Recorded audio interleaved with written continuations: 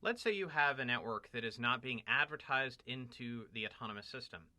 Well, what you want to do is you want to go to the device that owns that and has connectivity to that subnet, and you want to make sure that the interface is enabled for the OSPF process. And the most effective way to do that is show IP OSPF interface. The reason why is because there are numerous ways of enabling OSPF on an interface. You can do it at interface level, and you can do it with a generic wildcard mask or a specific wildcard mask. And to eliminate any doubt in your mind, show IP OSPF interface will reveal to you exactly what we want. So let's go to router. Let's go to router 1. Let's go to router 1. And I'm going to do a show IP OSPF interface. And what will we see? We'll see that we're running on gig 1/0. Good. We'll also be able to see who the designated router is.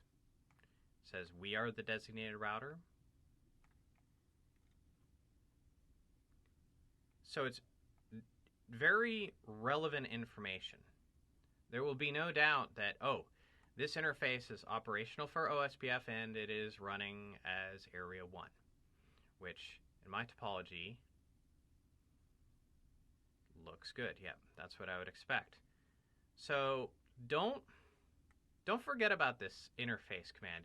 Sure, we do show IP OSPF, show IP OSPF, show IP protocol, show IP route. This command, however, is very definitive when you need an answer to a query. Is the interface running for the process, for the routing protocol, and what area is it in? The same is actually true for EIGRP.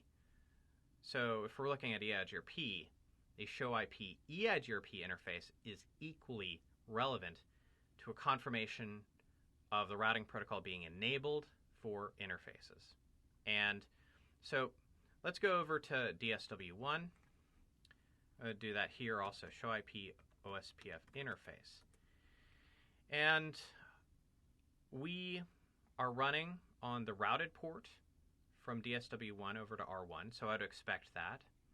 We do have virtual links in here because we're going from Area 2 to Area 1, and so you see this, press spacebar.